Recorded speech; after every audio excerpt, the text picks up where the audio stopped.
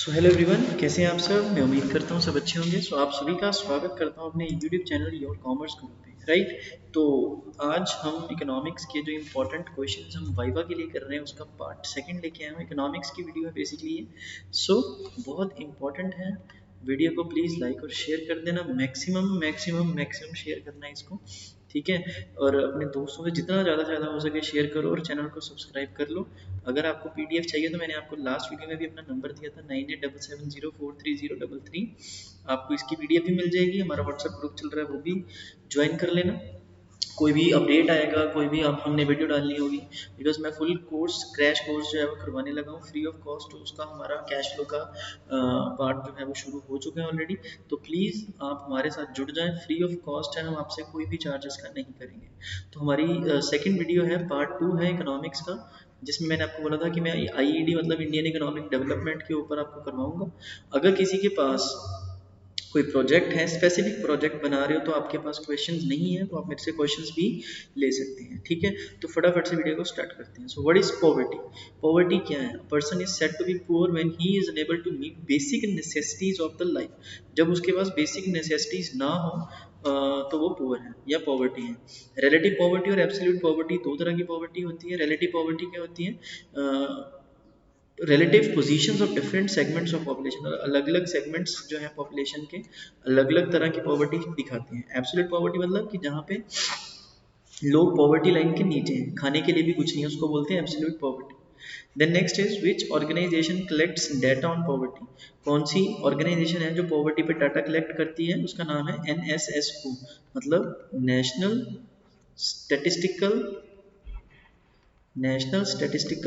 सर्वे organisation, ठीक है। National statistical survey organisation, ये ऑर्गेनाइजेशन का नाम है, ठीक है। Then next is what does MPEC stands for? तो एमपीईसी मतलब मंथली पर कैपिटा एक्सपेंडिचर, मतलब एक पर्सन एक महीने में कितना खर्च करता है। Then what is head count ratio? Head count ratio मतलब number of poors is estimated as proportion of people below poverty line, मतलब बिलो पॉवर्टी लाइन के जो नीचे लोग हैं उनका प्रपोर्शन नंबर ऑफ पुअर्स के साथ। So what is minimum calories intake in rural and urban areas? देखो रूरल एरियाज में थोड़ी सी मेहनत ज़्यादा करते हैं लोग, तो 2400 कैलोरीज, और अर्बन एरियाज में 2100 कैलोरीज जो है वो मतलब इतनी होनी चाहिए मिनिमम। देन व्हाट इज स्वर्ण जयंती स्वरोजगार योजना? जैसे कि नाम से पता चल रहा है, रोजगार तो मतलब ये एम्प्लॉयमेंट के लिए होगा, तो स्वरोजगार मतलब खुद का। तो ये सेल्फ हेल्प ग्रुप्स हैं जो सेल्फ एम्प्लॉयड बनाते हैं अपने एम्प्लॉयज को। तो ये सर्विस गवर्नमेंट या ये जो ऑर्गेनाइजेशन है या योजना है, गवर्नमेंट की तरफ से पब्लिक को सेल्फ एम्प्लॉयड बनाने के लिए की, ठीक है। आज मैं क्लास जो है अपने स्कूल से ले रहा हूँ, ठीक है, तो मैं आपके लिए वीडियो रिकॉर्ड कर रहा हूँ स्कूल से, राइट। तो प्लीज़ इसको मैक्सिमम मैक्सिमम शेयर करना और चैनल को जरूर सब्सक्राइब करना, बिकॉज फुल कोर्स जो है आपको मिलेगा। अब इसके बाद what is M G N R E G? MNREGA, ठीक है। तो मनरेगा में क्या है? 100 डेज का हम एम्प्लॉयमेंट हमारी गवर्नमेंट प्रोवाइड करती है वॉलंटियर्स को, जो अनस्किल्ड मैनुअल वर्क होता है। ये जो 100 डेज है ना, अब ये 150 हो गया, ठीक है। 150 डेज का जो है वो एम्प्लॉयमेंट दिया जाता है।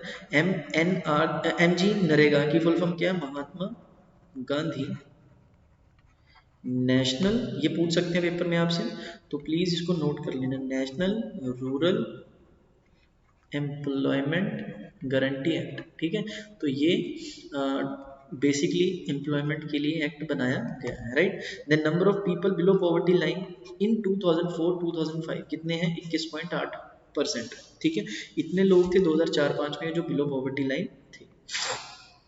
नेक्स्ट इज अनएम्प्लॉयमेंट, ये बहुत इंपॉर्टेंट चैप्टर है। अनएम्प्लॉयमेंट मतलब जहाँ पे लोग काम करने के लिए विलिंग है लेकिन उनके पास काम नहीं है, ठीक है। सेकंड है वर्कर पॉपुलेशन रेशियो, क्या है? जो वर्कर पॉपुलेशन रेशियो है वो क्या है? It is the percentage of total population engaged in work, मतलब जितनी टोटल पॉपुलेशन जो है वो काम में एंगेज होती है उसको वर्कर पॉपुलेशन रेशियो कहा जाता है। X Y G is getting work for 4 hours a day, is he unemployed? No, मतलब क्या 4 घंटे अगर काम मिल रहा है तो क्या वो अनएम्प्लॉयड कैटेगरी में आएगा? बिल्कुल नहीं आएगा। अगर बंदे को 1 घंटा भी काम मिल रहा है तो वो अनएम्प्लॉयड नहीं है। इनफॉर्मलाइजेशन ऑफ वर्कफोर्स क्या है? देखो, जब काम की जो सिचुएशन होती है ना, जहाँ पे proportion of workforce in the informal sector to the total workforce increase, मतलब जितनी टोटल वर्कफोर्स है और जितनी इनफॉर्मल वर्कफोर्स है उनका रेशो होता है, ठीक है। और जब ये रेशियो इंक्रीज हो जाता है, ये टोटल वर्कफोर्स होगी हमारी, ठीक है, और ये हमारी इनफॉर्मल वर्कफोर्स होगी, जब ये इंक्रीज होगी उसको कहते हैं इनफॉर्मलाइजेशन। कैजुअलाइजेशन क्या होता है? ये जो प्रोसेस है moving self employed and salaried class to casual wage work, ठीक है, मतलब ये सेल्फ एम्प्लॉयड वर्कर्स को और सैलरीड क्लास जो वर्कर्स हैं उनको कैजुअल वेज वर्क में कन्वर्ट किया जाता है। जॉबलेस ग्रोथ क्या होती है? It is a situation when the economy produces more goods and services but employment opportunities do not increases as much, ठीक है, जब एम्प्लॉयमेंट अपॉर्चुनिटीज ज़्यादा इंक्रीज नहीं होती उसको हम बोलते हैं जॉबलेस ग्रोथ। इनफॉर्मल सेक्टर जहाँ पे बिल्कुल भी ऑर्गेनाइजेशन नहीं होती, प्रॉपर वर्क जो है वो अनऑर्गेनाइज्ड होता है, ठीक है, ये प्राइवेट फर्म्स होती हैं जो लेस देन 10 वर्कर्स हायर करती हैं। डिस्गाइज्ड अनएम्प्लॉयमेंट क्या होती है? डिस्गाइज्ड अनएम्प्लॉयमेंट मतलब कि वो अनएम्प्लॉयमेंट जहाँ पे लोग फ्री हैं, अनएम्प्लॉयड है, लेकिन वो ऐसा प्रिटेंड कर रहे हैं कि वो काम कर रहे हैं, एक्चुअल में वो काम नहीं कर रहे। जैसे मान लो एक खेत है, खेत में सिर्फ 5 लोगों के काम करने की जगह लेकिन वहां पे 10 लोग काम कर रहे हैं, ठीक है, फालतू में दिखा रहे हैं कि हम काम कर रहे हैं बट एक्चुअल में वो अनएम्प्लॉयड है। किस सेक्टर में सबसे ज्यादा पाई जाती है? ये अनऑर्गेनाइज सेक्टर में, जैसे कि मैंने आपको बताया एग्रीकल्चरल सेक्टर में सबसे ज्यादा देखी जाती है, ठीक है। नेक्स्ट इज ओपन अनएम्प्लॉयमेंट क्या होती है? मतलब ये वो सिचुएशन होती है जहाँ पे वर्कर्स टोटली आइडल होते हैं, आइडल मतलब फ्री, अनएम्प्लॉयड, वेले जिसको कहते हैं, राइट। अब परसेंटेज वाइज अनएम्प्लॉयमेंट डिस्ट्रीब्यूशन 2011-12 में सेल्फ एम्प्लॉयड एम्प्लॉयमेंट थी 52%, रेगुलर वर्कर्स थे 18%, कैजुअल वर्कर्स थे 30, तो टोटल ये बन गया हमारा कितना?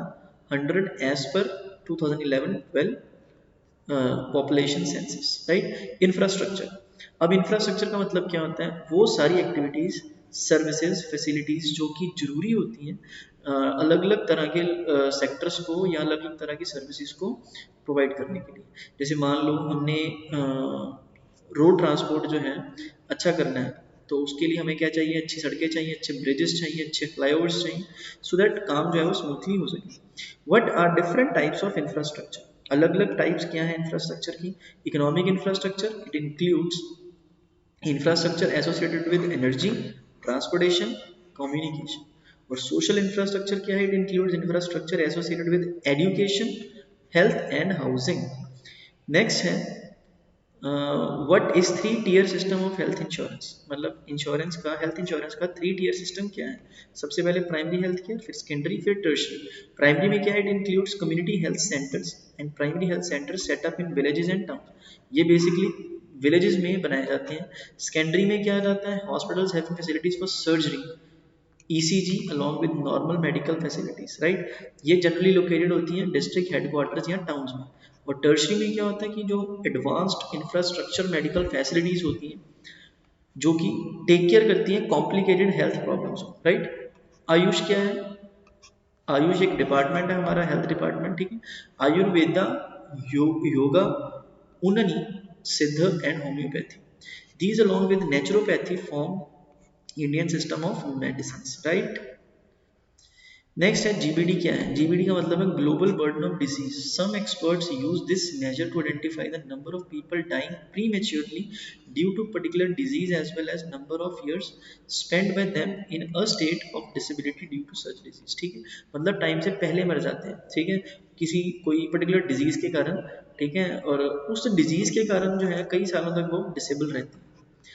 पावर जनरेशन के सोर्सेज कौन कौन से हैं? सबसे पहले थर्मल पावर, कोल से, ऑयल से, नेचुरल गैस से पावर बनाई जाती है। हाइड्रो इलेक्ट्रिक पावर जिसमें जो वेस्ट होती है, fast waste sorry waters of fast flowing rivers और डैम, जैसे हमारे नंगल डैम है ना, भाखड़ा डैम है, वहां से बिजली बनती है। तीसरा है atomic power, power generated from radio active elements like uranium, ठीक है, ये हमारा फिर वो तीसरे वाला आ जाता है ना, एटॉमिक एनर्जी।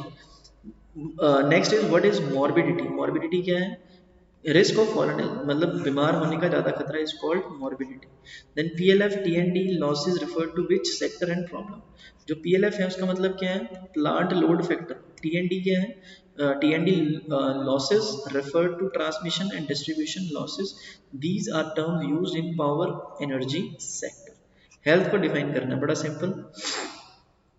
हेल्थ को डिफाइन करें, health is the condition of physical and mental wellbeing. Physical और मेंटल वेलबींग को मतलब ये वो फिजिकल और मेंटल वेलबींग की कंडीशन होती है जिसको हेल्थ कहते हैं। दो एग्जांपल हमने देनी है कमर्शियल नॉन कमर्शियल एनर्जी की। कमर्शियल एनर्जी की कौन सी है? पेट्रोलियम और इलेक्ट्रिसिटी। ठीक है, मतलब लोग इसके बदले में पे करते हैं, ठीक है, इसको यूज करने के बदले में। और नॉन कमर्शियल जो फ्री होती है, जैसे ड्राइड डंग होता है, एग्रीकल्चरल वेस्ट होती है, ठीक है, इसके लिए यूजर्स पे नहीं करते हैं। इसके बाद हमारे पास चैप्टर है ह्यूमन कैपिटल फॉर्मेशन, ठीक है। Human capital formation, human capital formation में सबसे पहला क्वेश्चन है which 5 year plan re recognised infrastructure of human capital. जो है इंफ्रास्ट्रक्चर ह्यूमन कैपिटल का था, कौन सा 5 ईयर प्लान था? 7। ह्यूमन कैपिटल फॉर्मेशन क्या होती है? एबिलिटी को, स्किल्स को डेवलप करना कंट्री की पॉपुलेशन में से लोगों को उठा उठा के, ठीक है। आईसीएमआर क्या है? Indian Council of Medical Research, ठीक है जी। नेक्स्ट है what is brain drain. Brain drain का मतलब क्या होता है? Migration of talented people to other countries in search of better opportunities is called brain drain. AICTE, इसका मतलब क्या? All India Council for Technical Education. याद रखना है, फुल फॉर्म बहुत इंपॉर्टेंट है। What can you say about the government's expenditure on education? Government के जो एक्सपेंडिचर होते हैं एजुकेशन के ऊपर, इसके बारे में आप क्या कहेंगे? The proportion on income spent on education is a separate GDP has increased from 0.64 to 4.3, and as a percentage total government expenditure has increased from 7.9 to 15.7. So it is very good sign, ठीक है। What are IMR life expectancy rate for females and males respectively? जो females हैं उनके लिए IMR क्या है? IMR means infant mortality rate 37 out of 1000, और जो लाइफ एक्सपेक्टेंसी है फीमेल्स के लिए वो है 70 साल। मेल्स के लिए लाइफ IMR सेम है, लेकिन लाइफ है 67 ईयर्स, राइट। मतलब age compared to females, males की एज कम है 3 साल। What two cost are associated with migration? तो cost of transportation and higher cost of living in migrated places. Next is what is human development. How is human development a wider term than human capital? देखो human development जो है treats human beings as a means to an end, whereas human development treats human beings as ends in themselves. Secondly, the notion of human capital says that there is no need of education. Human capital क्या कहती है कि education की ज़रूरत नहीं है, लेकिन human development जो है वो इन्हीं चीज़ों के ऊपर ज़्यादा फोकस करता है, ठीक है। Investment in education and health is necessary. जो ह्यूमन डेवलपमेंट है वो सिर्फ इस चीज़ के ऊपर फोकस करते हैं कि ज़्यादा से ज़्यादा एक्सपेंस जो है वो हेल्थ के ऊपर और एजुकेशन के ऊपर होना चाहिए, जिससे प्रोडक्टिविटी बढ़ती है। Last question is why has India not been able to achieve 100% literacy? India जो है वो 100% लिटरेसी क्यों नहीं अचीव कर पाता? तो इसका आंसर है the failure to provide free and compulsory education for the students up to the age of 14 years, ठीक है। तो 14 साल तक बच्चों को फ्री एजुकेशन जो है वो प्रोवाइड की जाती है, ठीक है। इसीलिए इंडिया जो है 100% लिटरेसी नहीं अचीव कर पाता, right. Last is are GST. GST के बारे में तो बहुत पता आपको। GST means goods and services tax, ये एक इनडायरेक्ट टैक्स है। कब इम्प्लीमेंट हुआ? 1 जुलाई 2017 को। जीएसटी का रीसेंट कलेक्शन जो है उसके ऊपर कमेंट करना है। तो जीएसटी का कलेक्शन जो है वो गिरा है पिछले कुछ सालों से 1 लाख करोड़ पर month. It is an indication of less sales, क्योंकि सेल्स कम हुई है तो जीएसटी भी कम हुई। जीएसटी काउंसिल जो है वो क्या है? जीएसटी काउंसिल जो है वो बॉडी है oversee the implementation of GST, जो कि देखती है कि जीएसटी को कैसे इम्प्लीमेंट करना है। ट्रेडर्स फ्यूमिंग वाइल इम्प्लीमेंटेशन, जो ट्रेडर्स हैं, जो व्यापारी लोग हैं, वो क्यों इसका प्रोटेस्ट कर रहे थे कि जीएसटी नहीं आना चाहिए। जो नंबर ऑफ रिटर्न्स रिक्वायर्ड हैं जीएसटी फाइल करने के लिए वो बहुत ज़्यादा है, मतलब हर महीने आपको जीएसटीआईआर जो है जीएसटीआर जो है वो फाइल करनी पड़ती है, जिसके कारण बहुत दिक्कत होती है। कास्केडिंग इफेक्ट क्या है? मतलब हर स्टेज पे टैक्स जो लगता था पहले, हर स्टेप पे टैक्स लगता था, अब वो खत्म हो गया। What will GST promote? GST क्या प्रमोट करता है? जीएसटी प्रमोट करता है supply of goods and services, और दूसरा ट्रांसपेरेंसी आ गई इससे, free movement of goods and services, ठीक है। देन लास्ट है, लास्ट नहीं sorry, what is the main advantage of GST? का मेन एडवांटेज क्या है? Nation building, one India one tax के प्रिंसिपल पे ये काम करता है, right. Then what is limitation of GST? All aspects of GST cannot be easily understood by traders. जितने भी aspects हैं सारे के सारे वो traders नहीं समझ सकते। It will take time to adjust the new reality of new reality called GST, ठीक है। इसमें थोड़ा सा टाइम लगेगा। डिफरेंट तरह की जो जीएसटी है वो क्या है? CGST, SGST, IGST, UTGST. तो ये कुछ जीएसटी के टाइप्स हैं। तो ये हमारा सेकंड पार्ट था जो हमने यहाँ से स्टार्ट किया है। वीडियो अच्छी लगी हो प्लीज़ लाइक कर देना। ये क्वेश्चंस बहुत काम के हैं, आप सबके बहुत काम आएंगे। प्लीज़ वीडियो को मैक्सिमम लाइक और शेयर कर देना। ठीक है जी, मैं आपका बहुत थैंकफुल रहूँगा। हमारे चैनल को जरूर सब्सक्राइब करें, पूरा कोर्स मैं आपको करवाऊँगा। Thank you so very much.